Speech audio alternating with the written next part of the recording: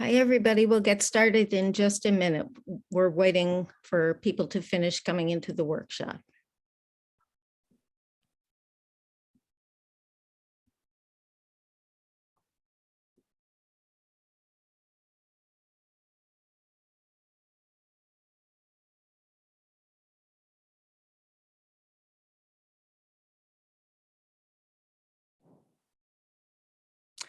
Okay, let's get started.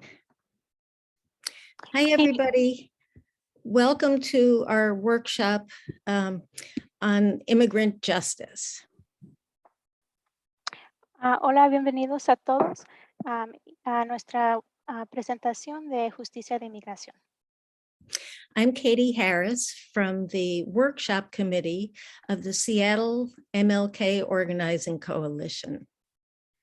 Mi nombre es Katie Harris de la coalición de MLK de Seattle.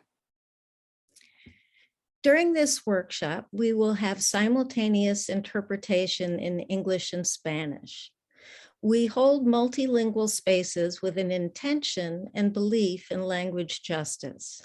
To us, language justice is not just about interpretation or translation, but rather about recognizing and practicing language as a tool for survival, connection, and liberation. Durante esta reunión, tenemos interpretación en español e inglés. Nosotros tenemos espacios multilingües con la intención de practicar la justicia del lenguaje. La justicia del lenguaje no es solo sobre la interpretación o traducción, sino más bien de reconocer y practicar el idioma como una herramienta, conexión y liberación.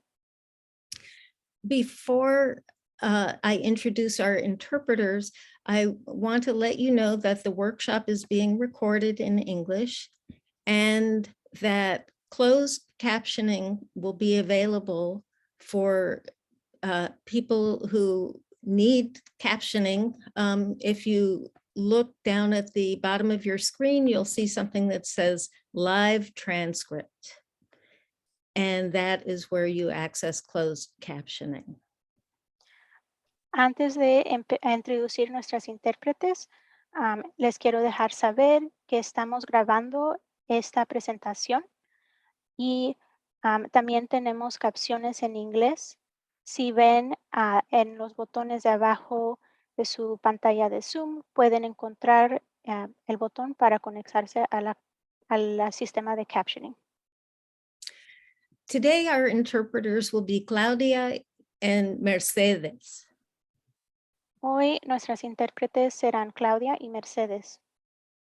If you have questions or problems with interpretation, please use the chat to ask for help. Si tienen preguntas o problemas con la interpretación, por favor, mándenos un mensaje por el chat para pedir ayuda. All people not fully bilingual in English and Spanish should join a language channel. We're sharing instructions for how to do this on the screen, and I'll explain how to join a language channel now. If you've joined us by dialing in with your phone, please join instead with your Zoom application in order to be able to join a language channel. Todas las personas que no sean bilingües en español e inglés deben escoger un canal de idioma.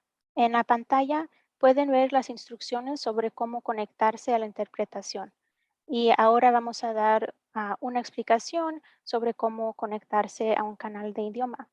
Si se unió a esta llamada por su llamada telefónica, no podrá conectarse a un canal de idioma. Por favor, desconéctese de la llamada y conéctese por la aplicación de Zoom para poder seleccionar un canal de idioma. If you're on a computer, you can do this by clicking the globe icon labeled interpretation on the bottom of your Zoom screen and select the language you want to listen to.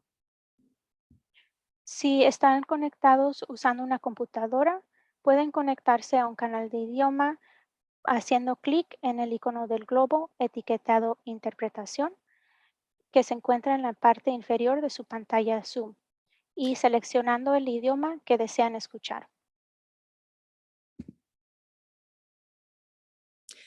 If you're using the Zoom application on a mobile device, select the 3 dots labeled More, and then select Language Interpretation, and then the language you understand and want to hear, then click Done.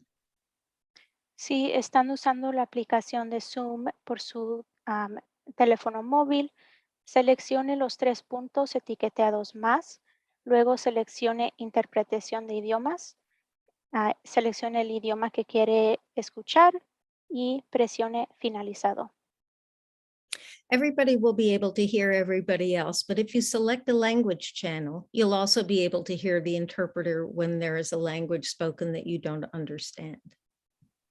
Todos van a poder escucharse entre sí, pero si seleccionas un canal de idioma, también podrás escuchar al interpretador cuando hay un idioma hablado que no entiendas. So now we're going to proceed in English only, and the interpreter will relay what we say in Spanish simultaneously.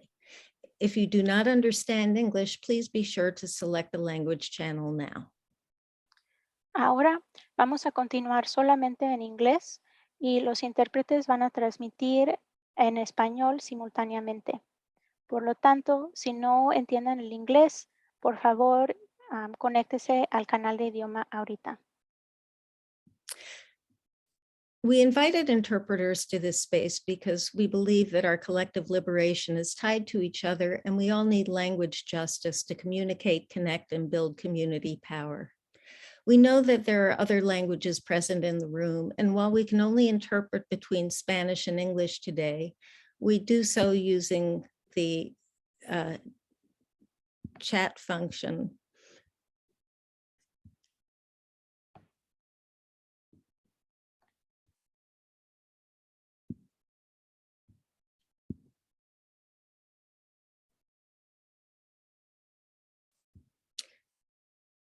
Vanessa, is this a point where we start with the, do we have to do anything to start the interpretation going at this point?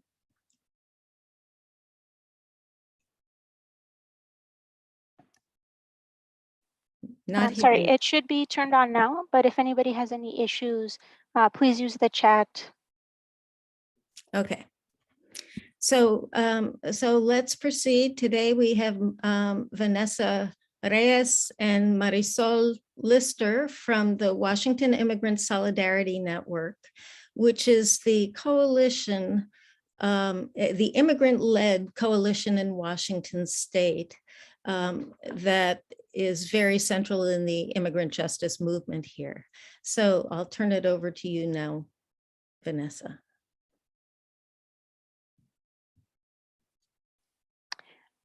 Thank you, Katie.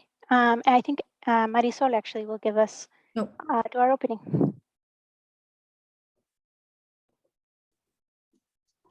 Welcome, everyone. My name is Marisol Lister. I am the development coordinator for the Washington Immigrant Solidarity Network.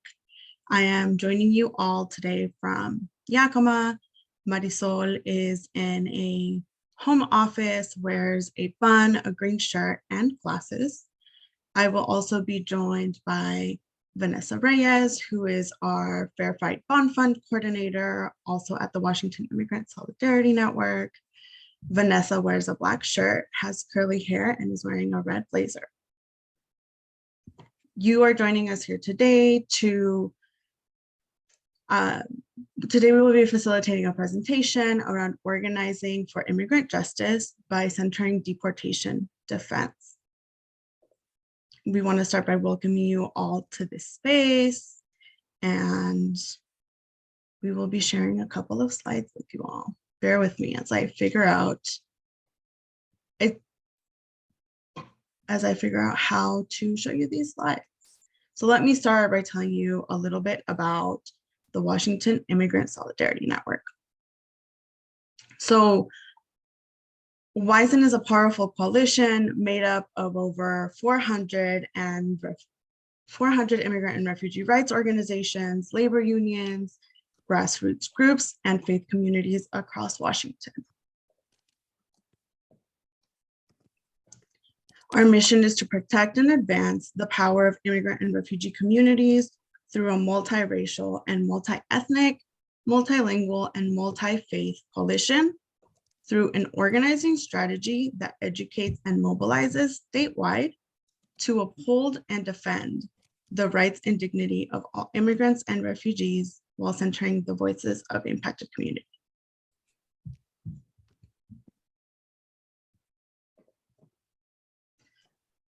Our goals for our presentation today include sharing with you an understanding of how the U.S. detention and deportation system operates, learning about steps that we can take to defend our communities from deportation, and finding out ways to get involved in deportation defense across Washington state.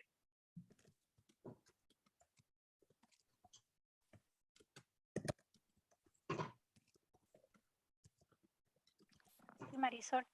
This is Vanessa, everybody. I am the coordinator of the Fair Fight Bond Fund. I use they, them, and she, her pronouns. I wanted to, before we get into the ways in which we can protect our communities from detention and deportation, share with you a brief overview of what the U.S. detention and deportation system is and how it operates. Because it's a very complex system, we don't have enough time to get deep into the details, but we do want to share some of the important pieces so that you can have a greater understanding and that we can be more successful in defending our communities.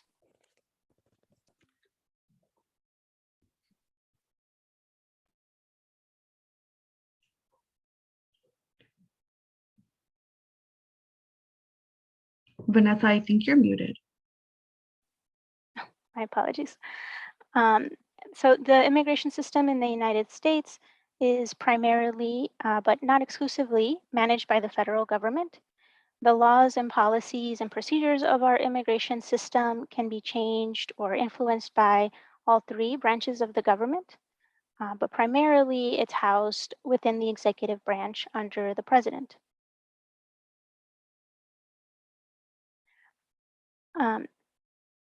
And it may be hard to see this on screen, and we are planning on sharing the slides with all the participants after the program.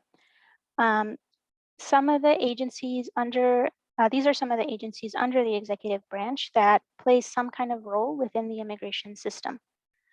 So some of them have very minor roles, only involved in particular types of visa processes. The two main agencies within the immigration system that we might know more or interact with are the Department of Homeland Security, or DHS, and the Department of Justice, or DOJ. So DHS is the agency that houses the sub-agency that issues visas and processes naturalization. And it's also where the immigration agents who detain and deport migrants work under. In a moment, I will share more about two sub-agencies of DHS that we are more likely to encounter. But first, I did want to take a note to point out the immigration court system. So many migrants or refugees who have been placed in removal or deportation proceedings have an opportunity to challenge that within immigration court. So this is a system that's modeled off of our judicial branch, but it's separate from it, and it's not a part of the judicial branch of the federal government. It exists within the executive branch of the government. Many of us might remember learning in school about the separation of powers in the federal government, and that being a foundational piece of our democracy, where the three different branches, the legislative, executive, and judicial, are kept separate so that they can keep each other in check. So that, for example, those who execute the laws are not the same ones reviewing the legality of their actions. However, within the immigration system, that's not the case. Those who execute the laws, which usually is ICE, are not the same ones who, as the ones are within the same branch as those who review their actions of the immigration court. And it's actually very common for many immigration judges to have had their start working as prosecuting lawyers for immigration and customs enforcement. You can go to the next slide. So to go back to the Department of Homeland Security, one of the sub-agencies that many of us may have heard about or even encountered is Customs and Border Protection, or CBP. This is an agency that we might interact with anytime we leave or enter the country via any international border, which includes the northern border with Canada, the southern border with Mexico, the oceanic borders, and any points of international air travel. CBP operates not just at these border points of entry, but also has the authority to operate up to 100 miles of all external borders. So you can see on this map, this is the expanded 100-mile border zone. In this zone, the CBP agents have extra constitutional powers that other law enforcement agencies do not have. This includes operating checkpoints to question individuals about their immigration status and conducting so-called routine searches of luggage or vehicles, even without a judicial warrant. CBP agents can operate under reasonable suspicion, which means they can detain, deport, or stop somebody from coming into the country if any individual agent suspects that the law has been violated, even if they don't have any evidence or any judicial review. And about 2/3 of the US population, including most of the state of Washington, lives within this 100-mile zone. And what that means is the majority of us living in the United States have less constitutional rights and protections because of these extra powers that the CBP agents have. Next slide. The other law enforcement branch under the Department of Homeland Security is Immigrations and Customs Enforcement, or ICE. This again is an agency that many of us may have heard of, as they're the so-called police agents of immigration, and they operate within the interior of the country. The two sub-branches of this agency that we're more likely to see in our communities are Homeland Security investigations and enforcement and removal operations, or ERO. So these are the agencies that go and detain and deport migrants, and that may collaborate with local police officers in our communities. Next slide, please. Here's some images of their vehicles and uniforms and what they might look like and how we might see them show up in our community. When we engage in deportation defense work, this is what we want to be on the lookout for. And I know many of us, or some of us may have seen this firsthand, and I recognize it can be triggering or scary to see agents. They appear very militaristic and combative. Often they carry weapons, wear bulletproof vests, and may conceal their identities. You'll notice as well in some of the images, they have police written on their uniforms, which causes confusion if you don't know which agency, if it's immigration or a local police officer that has just arrested a loved one. So this is all very intentional to cause confusion and fear in our communities. And that's why it's important for us to have all of this information. And I also want to point out that the Department of Homeland Security and all of these sub-agencies have not existed forever. They were created in 2003. So it's relatively recent, the way in which they show up in this way. Before I pass it back to Marisol to tell us more about some of the historical policies of the immigration system of the US, I did want to mention some other agencies and people who are involved in the detention and deportation machine, but who are not a part of the federal government. So one of the piece is local law enforcement agencies, which includes any city police, county sheriffs, state patrol agents who collaborate with immigration agents, as well as the court systems and prisons and jails. Another big piece of that system is also a lot of the private corporations who profit from the detention and deportation of immigrants and refugees. The government contracts with private corporations for the operations of detention centers and even the flights of people who are being deported. Many of us may know that the detention center in Tacoma is operated by the GEO Group, which is one of the largest corporations that profits from jailing people in the United States.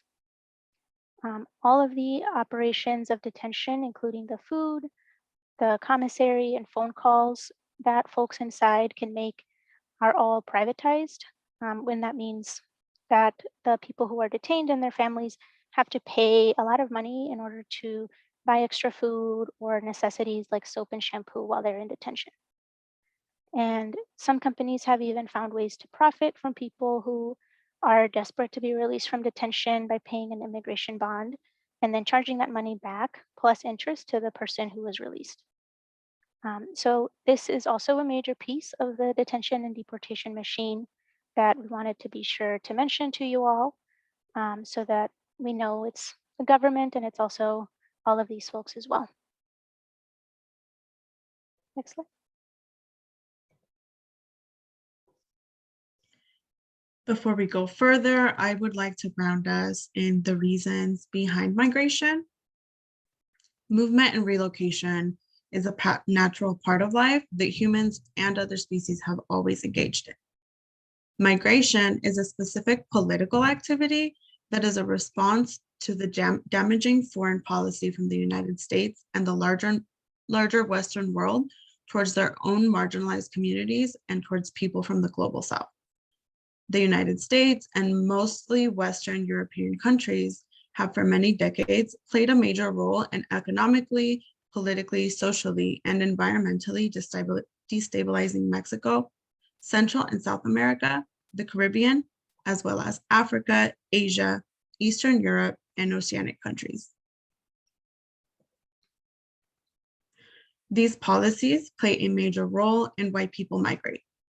People are forced to migrate for reasons such as natural disasters, like earthquakes and hurricanes, human-made disasters like war, genocide, and public health epidemics, as well as socioeconomic and political reasons like a lack of economic opportunities, systemic oppression, and political persecution. Although movement and relocation are natural processes and freedom of movement is a natural right that humans should have, it is restricted by the physical and ideological borders that political leaders enact. Being forced to leave home and migrate away from one's family, home, community, and land is an extremely difficult experience. The same systems who create the conditions that push people into migration are the same ones who create barriers to movement and penalize people for acting on the only choice they have. But even though the US and other Western countries detain and punish people for migrating, migration itself is not a crime. Even under US laws, unauthorized migration is legally considered a civil infraction, comparable to a speeding ticket, but it is not treated in the same way. One of the very first laws passed in the US after it gained independence from Britain was the Naturalization Act of 1790. This law gave US citizenship to free white persons of good character who had been living in the US for 2 years or longer. This meant people who were enslaved, people who were not considered to be white or to have good character, and who had recently arrived in the country could not become citizens. At that time, only people who were citizens were eligible for basic constitutional protections and had the right to vote, own property, and testify in court. Since that first legislation in 1790, immigration laws have not just restricted who could or could not come into the country, but also what public benefits and legal rights could be accessed. This created two classes of people: people who were citizens and had full rights and protections, and people who were not and had less rights.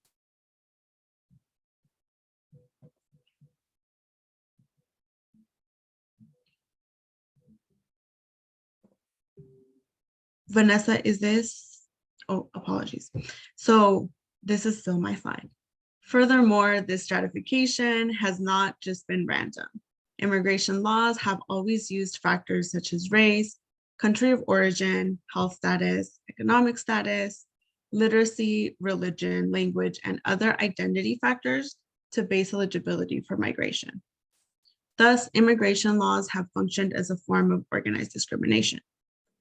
When the leaders and the social structure of an entire nation decide that certain types of people are deserving of less rights than others because of something like their country of origin, their language, or religion, then people start to believe that those groups are less than the others who are told do deserve to have full rights. This then makes it easier to continue discriminating against those groups and justifies the restrictions that are built into the system. But sometimes those laws and restrictions change, usually based on the interest of the political leaders. This means that one year, someone of a particular group may be eligible for authorized migration, but when the political leaders change, they may lose their status. This has happened many times in US history, and we have seen it in the last few years with programs like Deferred Action for Childhood Arrivals, which is the full name for the DACA program, and the TPS, or Temporary Protective Status, folks. Immigration law is very complicated. The categories of eligibility for lawful migration tend to be rigid, but the policies and practices of how the law is administered can change based on the interest of the current political leaders. Many routes to obtain lawful status are only available to certain people and contingent upon a strict yet subjective code of conduct that does not account for the lived realities of migrants. People who apply are highly scrutinized, and past actions, even if something that happened a long time ago or that isn't directly relevant, can cause an application to be denied. There are three main avenues of authorized migration in the US. One based around employment, like visas, for example. The second avenue is family-based. And the third main avenue to lawful migration is humanitarian-based. This process is very costly. It can take hundreds of dollars to apply for a visa or a work permit. Additionally, navigating the process to adjust one's immigration status requires that many people seek legal advice and retain an attorney, which adds another layer of financial burden on those seeking authorized migration. By creating such a steep financial burden, this system is inherently classist. Additionally, it can take decades to obtain the lawful status. As a result, for most people, the opportunity to hold lawful status simply does not exist. Now I will turn it over to Vanessa. Before we turn it over to Vanessa, we have people listening to English are hearing Spanish. So we need to take a moment to fix that. Abiel, can you fix that in the back end? I'll get on that now. It looks like someone in the comments says they were able to turn their system off. I'm not sure if anyone else is having other issues. Okay, now I just heard you in English that time. So that's a change. Okay. Yes, it seems that English speakers, right now we're just speaking in English during the presentation, so you can turn off the interpretation and only anyone who needs for Spanish can keep it on. Okay, thank you. Yeah, I'm glad. Sorry all for the technical issues. We're experimenting with the language interpretation. So why does this system divide us? The system divides us in order to maintain a class of oppressed and exploitable people, to legitimize US citizenship so that people who hold citizenship of other places are perceived to be less than, to keep us from uniting based on shared experiences and conditions, and to prevent us from building a society where we can come together and welcome people of all backgrounds, and a society that treats diversity as a core value.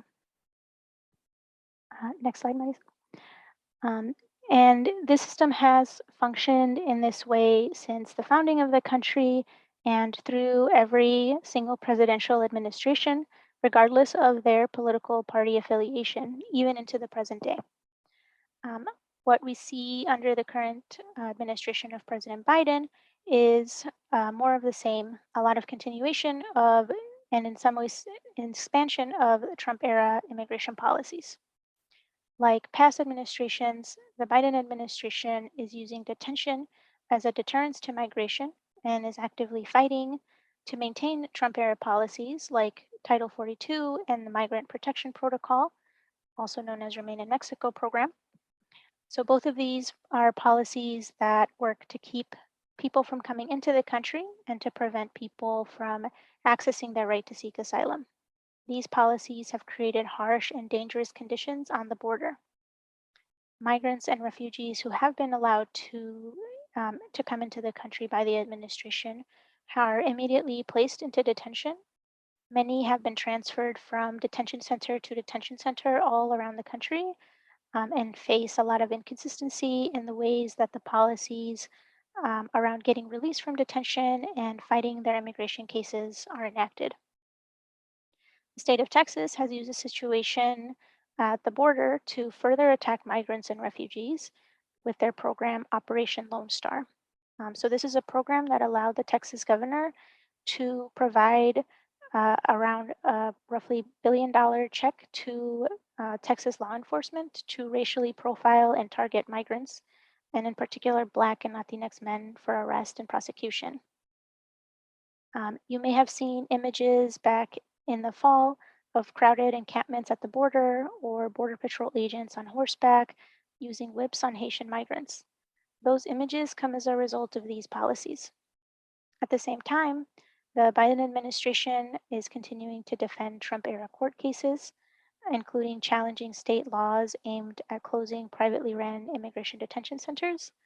They're challenging the California law and have indicated to challenge our Washington state law, which aims to do the same. Just this week, the US Supreme Court heard cases regarding the indefinite detention of migrants, which is a practice that the Department of Justice under Biden is supporting, just as it did under Trump. Another way in which the Biden administration is expanding the detention of migrants is when it failed to include immigration detention as part of an executive order in January of last year. That order banned the use of privately operated prisons under the Department of Justice. And so that covered facilities that had contracts with the Federal Bureau of Prisons as well as the US Marshals, but it did not include any facilities that were under the Department of Homeland Security. Since that order went into effect, some of the Department of Justice facilities have begun to close. And very quickly, the private contractors who were operating those private jails signed a new contract with the Department of Homeland Security and are reopening those detention centers to detain migrants. That's created almost over 4,000 additional beds for immigrant detention. And this expansion and continuation of immigration detention is happening at the same time as federal legislators have failed once again in passing any immigration reform in the country, and as the COVID-19 pandemic continues.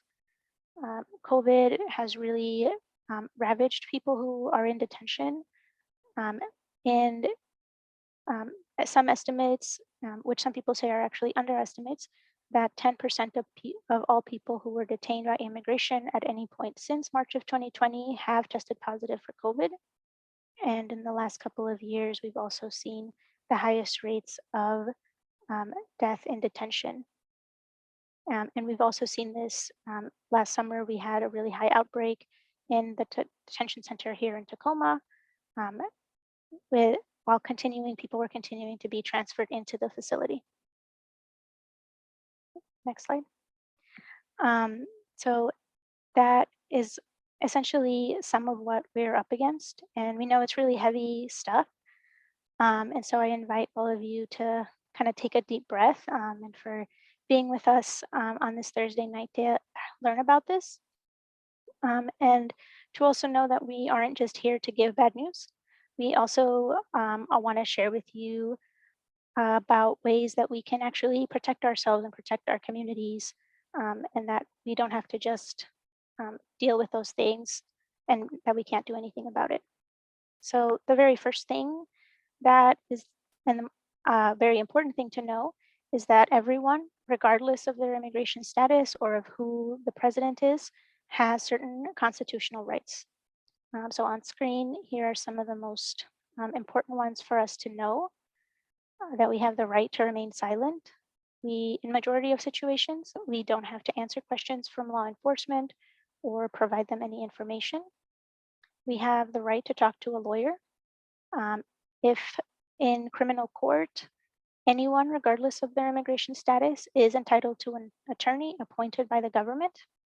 In immigration court, someone can consult and be represented by an attorney.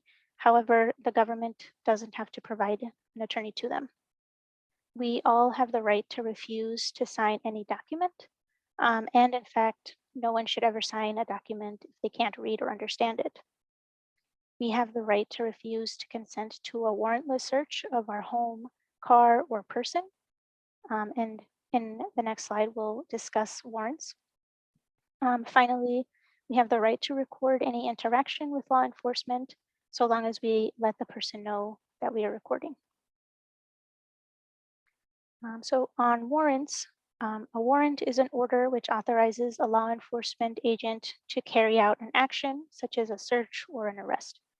Law enforcement, including immigration agents, can conduct searches of our home, car, or person if they have a valid warrant, even if we don't consent to the search. One strategy that ICE uses is by issuing these administrative documents, like the one you see on screen, and saying that this is a warrant and trying to use it to enter someone's private home to search or to arrest someone.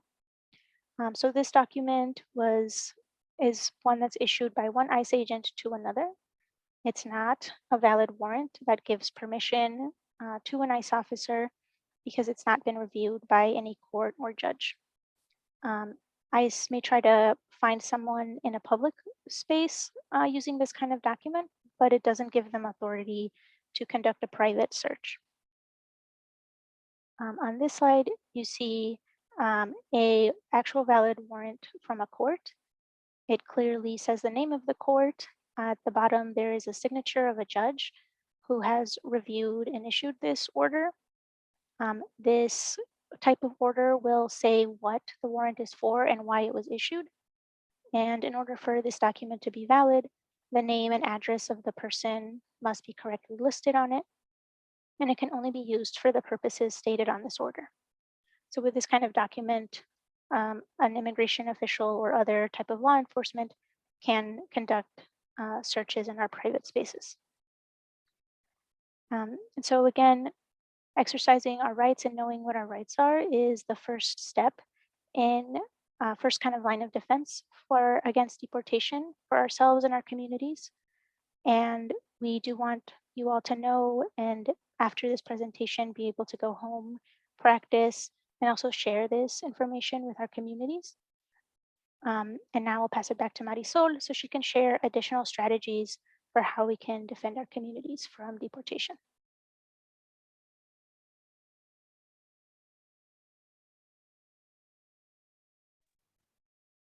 So I will begin by sharing with you all some deportation defense strategies that we have been using over at WAISN and that you can share with your community.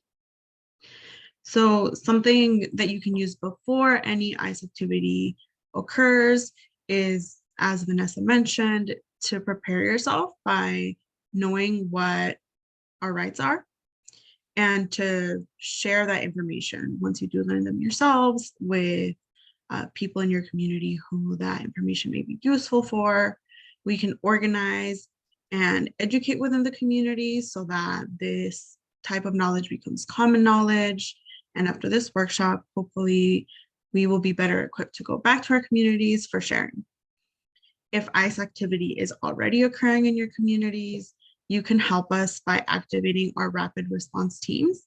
And you would do this by calling our WAISN hotline at 1-800-727-3737 to report what ICE activity is occurring.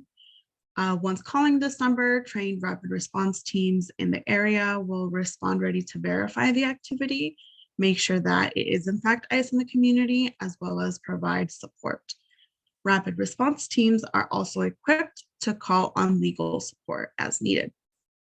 The goal of rapid response teams will be to verify and document what is happening, and whenever possible, attempt to stop a detention from occurring. If ICE does detain somebody in our community, we can continue offering support. We can organize to support the family with financial and emotional needs. We can connect to legal support and find out where the person is being detained and who the decision-making body is, so that we can effectively strategize to get our community member released from detention. So I will share the WAISN hotline number with you once again, in case anyone wants to capture that. The WAISN hotline is operated every day of the week from 6 a.m. to 6 p.m. and is ready to respond to ICE activity across Washington state. In this next slide, I'll share with you a model of what the reporting and verification, as well as activation of our rapid response teams look like.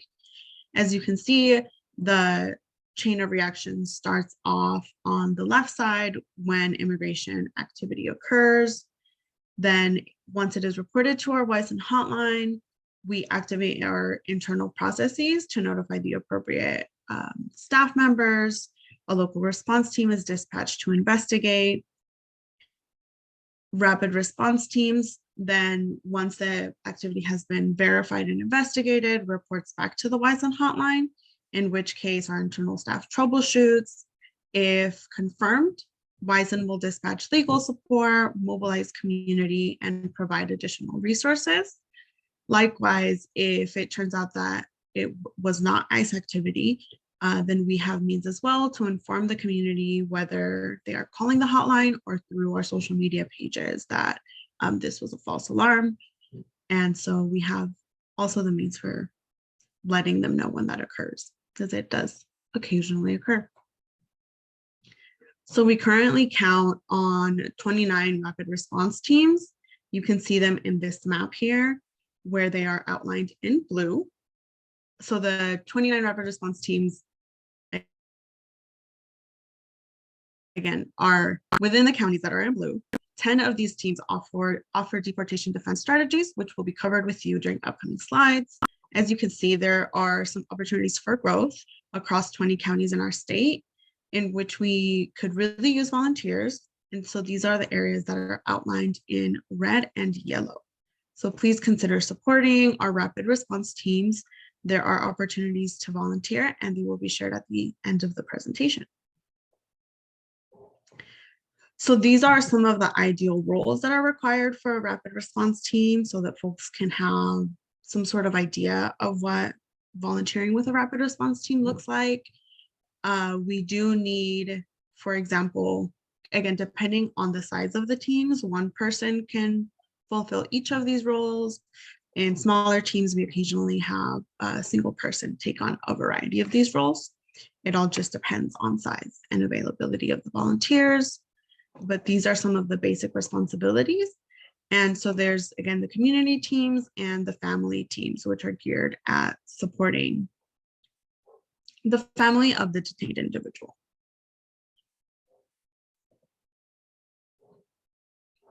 So some more tools for rapid response include, again, our WAISN hotline, which is at the top. You can also follow us on social media. You can find us on Facebook and Instagram. We often share rapid response and deportation defense. We share our work through those mediums. Again, it's also a good place for people to find out about false ICE activity in the area. You can go to our website, which is waisn.org. We also have a text alert system where people can text WAISN to 253-201-2833, and they will be alerted via text message of ICE activity in their area. You can follow the work of the Fairfield Bond Fund at the site listed here. And again, we'll be sharing these resources with you towards the end of the presentation. For any additional information, you can reach out to one of us by emailing us at info@waisn.com. Thank you, Marisol. So we did want to do a little bit more of an overview as well of some of the additional strategies that we have for deportation defense. Um, and we're not going to go too into depth necessarily on any one of them, but this is just a broad overview of the many different ways in which we can protect our communities, and the many ways in which you all can become involved in this type of work. Um, so there are many strategies that we can take depending on the type of situation that it is. And this is work that WAISN has been doing, and so have the groups and organizations who are a part of our network, and the groups and organizations around the country that we have learned from. Um, and some of the main strategies for deportation defense for an individual. So this is if one person in our community has been detained by ICE, strategies that we can use to support them and prevent their deportation and potential permanent separation from the community. One of the very first things that we would try to do is to get them released from detention. So the being in detention, it's dangerous. Like I mentioned earlier, um, it always is dangerous, and particularly in a pandemic, it has caused a lot of um, really serious illnesses and even deaths. It also, separates families and communities, and it greatly increases the likelihood of someone being deported because they can't access all of the resources needed to fight their immigration case and try to stay in the country. Um, and we know that people don't need to be in detention, and that there's a lot more benefits for someone in our community not being detained. So that's often the first strategy that we will look at, and a lot of these do necessitate having some kind of legal support. Um, as we mentioned earlier, immigration law is really complicated, and each person's case is also going to be really different. So legal support is often crucial for someone to try to win their immigration case. We do have some really great pro bono or free and low bono or low cost immigration attorneys in our area. However, the demand for immigration attorneys is a lot higher than we do have in attorneys, and private attorney fees can be really expensive. So being able to connect someone to legal support, supporting our pro bono legal services, and if you yourself are an attorney offering some pro bono legal services to immigrants is really, really crucial for someone to overcome a deportation case. We can also try to support an individual's case by trying to help them win in a variety of ways, providing letters of support or other evidence for their case if it's someone in the community that we know. Um, we also have a accompaniment program where we can go and accompany someone to their immigration hearing or to a check-in with an ICE agent to just provide some of that support and also be kind of the eyes and ears if something is happening that shouldn't be happening. Becoming familiar with our local laws and ensuring that the law enforcement agencies are complying with those laws is really important. And that includes sanctuary laws and laws which prevent our local law enforcement to collaborate with federal immigration agents. Um, and finally, pressuring and building more pressure, um, launching public campaigns, and even escalating to direct action can also be strategies that we can use for an individual deportation defense case.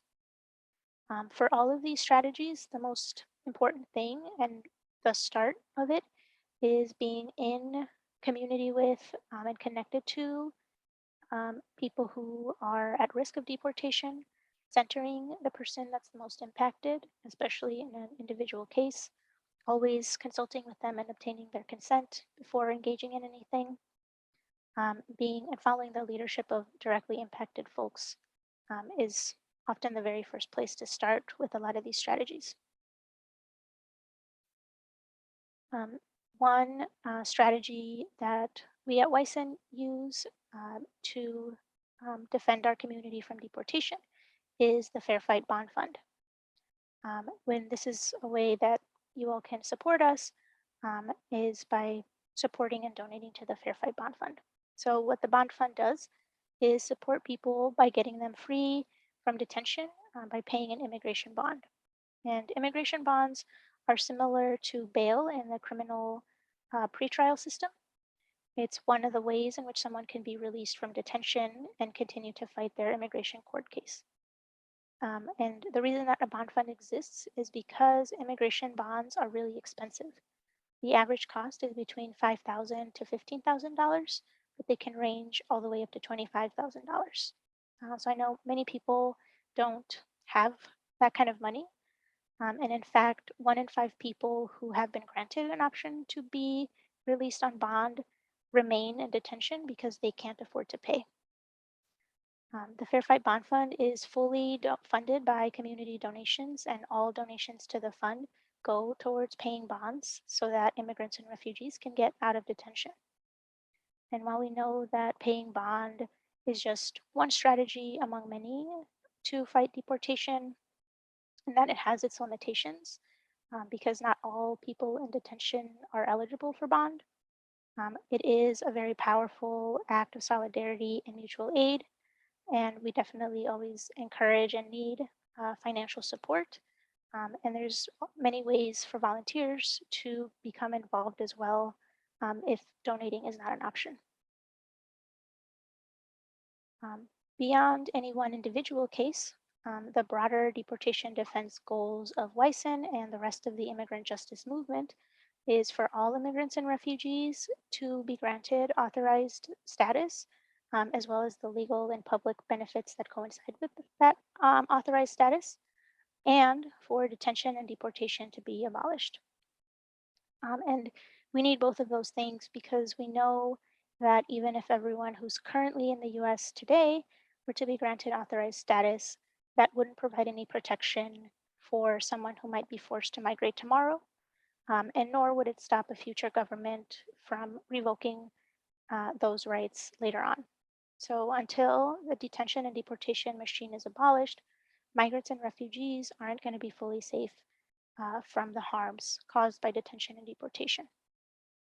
Some strategies for how we engage in this larger fight include legislative advocacy, direct action and mass mobilization, demanding changes in agency policies, and engaging in legal challenges.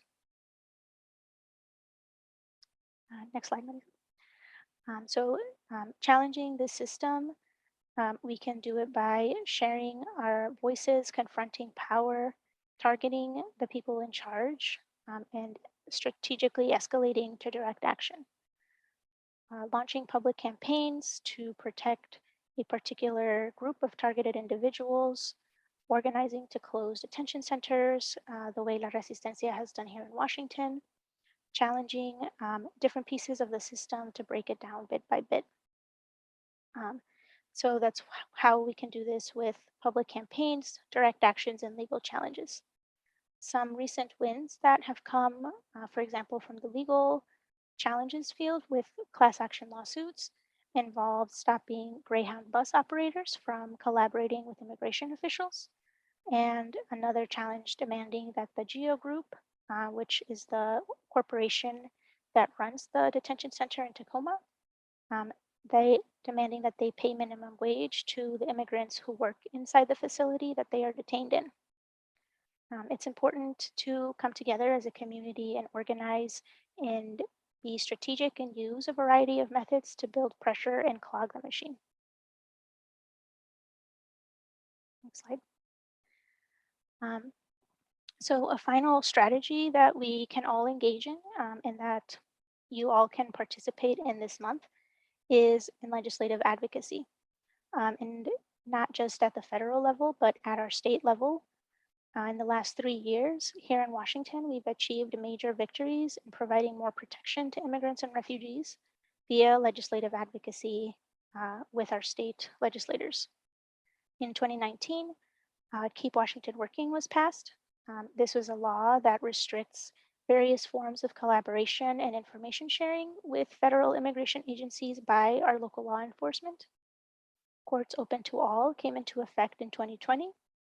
This law prohibits federal civil arrests at or near courthouses in our state and also bars certain forms of information sharing by court employees and prosecutors with federal authorities, which include ICE and CBP. Last year, our governor signed into law HB 1090, which orders the shutdown and prevents future opening of any privately ran for-profit prisons in our state, and that includes the Immigration Detention Center in Tacoma. This year, WAISN is advocating for two things: health equity for immigrant and unemployment insurance for undocumented workers. So both of these campaigns come out of us going into our third year of a public health pandemic and all of the negative consequences that we've seen in our community. We know that it's way past time for immigrants in our state to have equal access to healthcare, as well as permanent protections if they lose their job. So I'm going to pass it back to Marisol, and she's going to tell you how you can connect with us and how you can participate in our upcoming virtual advocacy days. Thank you so much, Vanessa. As we know, our community has been hit very hard by the COVID-19 pandemic, and we know that this is not the last crisis that our community is going to face. We really encourage all of you to seek out ways to get involved, and I'll be telling you about some of them today. As Vanessa mentioned, we do have our Immigrant and Refugee Advocacy Days coming up, and those will take place late January between the 25th and the 27th. I will share my next slide will actually be about advocacy, so more info coming to you on the next slide. I do want to make you all aware that the last day to register for Advocacy Day will be tomorrow, and you can register by going to tinyurl.com/IRAD 2022. You can also sign up to volunteer with the Washington Immigrant Solidarity Network by going to www.waisn.org/volunteer-1, and I will be sharing these links in the comment section as well. Vanessa spoke to us about supporting the Fair Fight Bond Fund, which is a critical part of the work that we do. And so again, you can choose to donate to the Fair Fight Bond Fund, or if you'd be interested in volunteering with the Fair Fight Bond Fund, you can use the form above as well. You can donate to support WAISN's general work by going to www.waisn.org/donate, and you can join or start a local rapid response group in your area. If there already is an existing group, you would be able to join the group, but we also are looking again to start rapid response groups in some of the counties where we are currently underrepresented. You can do so by emailing us at info@waisn.org. A little bit more information around Advocacy Day. So Immigrant and Refugee Advocacy Days will take place January 25th and 27th of 2022. We will be hosting a virtual event this year, similarly to last year. Again, the last day to register will be tomorrow, so register today. Everyone who registers will receive a lunch gift card and a t-shirt. Please, if at all possible, share this event with your friends if you yourself are not available to attend. Thank you so much for giving us a good chunk of your afternoon. We really appreciate your presence and you being here with us today. Vanessa and I will now answer questions for you all. We don't have any questions in the queue. Oh, here comes one right now. The question is, are there certain organizations that we should be aware of that possibly collaborate with ICE? For example, I've heard that Youth Care does. Yeah, so we As far as organizations who are not law enforcement, that can kind of depend. I'm not sure if there's like a so-called like master list. Youth care and some other facilities receive funding and do work for the Department of Office of Refugee Resettlement, in particular housing or really detaining uh, folks who are minors under the age of 18 before they're transferred to ICE detention. I know that there were some groups in the Seattle area a year or so back that were very active against challenging that practice. And as far as law enforcement agencies and other government agencies, the UW, University of Washington Center for Human Rights, has like a site where folks can get information, and I think also report any government agencies that are collaborating with ICE in violation of our state law, Keep Washington Working. And I'll share that link in the chat in a minute. Any other Thank you, Liz. questions from attendees?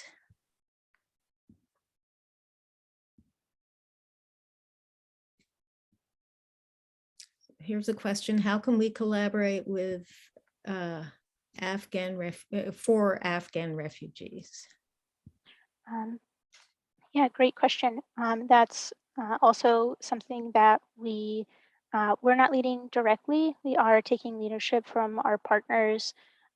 MAPS Amen, it has been doing a lot of work as well to support a lot of the refugees. And I can also share their information so that you can sign up with them and support the really amazing work that they're doing. That's the Muslim Association of Puget Sound.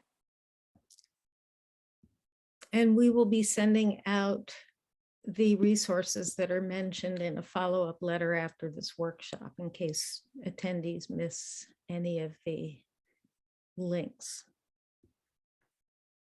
Any last questions before we close out?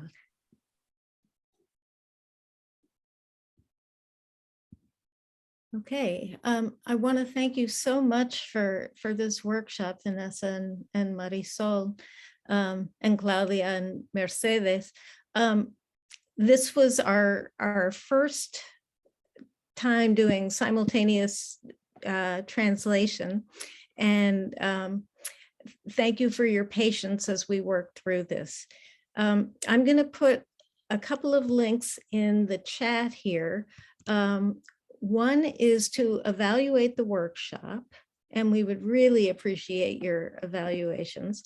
And the second is a link to the remaining workshops in our workshop series. Tonight, we have a workshop on the rise of anti-democratic movements and how to develop counter strategy. That's at 7 p.m. So we hope you'll sign up for that if you haven't already. So again, our thanks, and we will have something, it will have an email with resources in it within about 48 hours. So we appreciate your coming, and this concludes this presentation.